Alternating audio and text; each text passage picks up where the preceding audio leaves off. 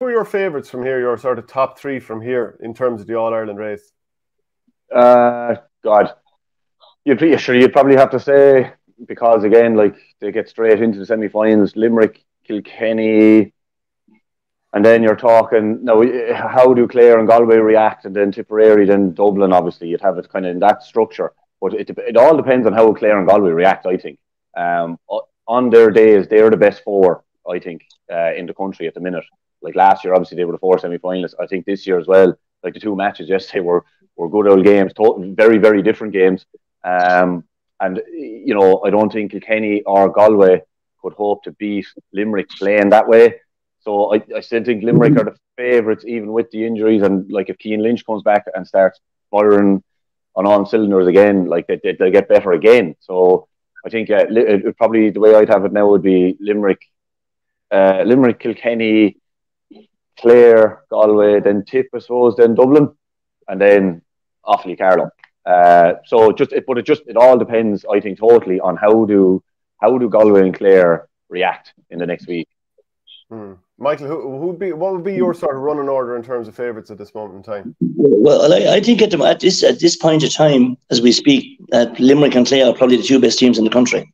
Having said that, Tipperary versus Clare, you give Tipperary a real chance of winning that. Tipperary versus Galway, Tipperary versus Kilkenny. Tipperary are still very serious contenders.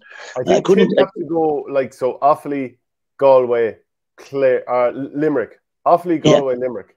That's a very tough route just to get to a final. It is, and I mean, to be honest, Tipperary gets Waterford. I know. I mean, I couldn't believe that they were so much off the mark. They were a million miles away in that particular game. And in fairness to Liam, he called it after the game. He said it was a hammering or a hiding, whatever you want to call it. So they'll have a lot of soul searching to do, and they have 7 or 8 fellas on that team who've won All-Ireland medals. So I'd expect Tipperary to bounce back. Would Tipperary beat Limerick in a semi-final if they got there?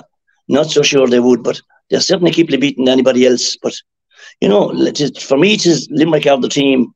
Clare could have a big say, and of course you can never rule out Kilkenny, because Kilkenny have done this thing a million times, but they haven't won an All-Ireland since 2015 now, and some of those fellas have been around a while as well. Even they depended on Walter Welch yesterday. He came on, and didn't he make some contribution for a fellow who's not playing regularly? Didn't he produce some performance? But that's exactly what they do, and Jerry King will get the best out of them. But for me, Limerick are the best team around, and the other two contenders, I think, are Clare and Tipperary. K32 says, Shane crying over Limerick winning the 5 in a row. Love it. Any comment about Hego should have been awarded a penalty due to a clear goal scoring chance and black card?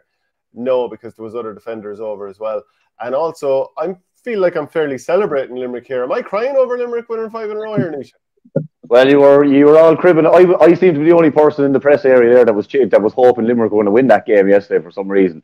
Everybody was up for Clare. Because you didn't want Kilkenny and Limerick to end up on the same side of the that didn't even cross my mind. That didn't even cross my mind, because I actually thought Galway were going to beat Kilkenny yesterday.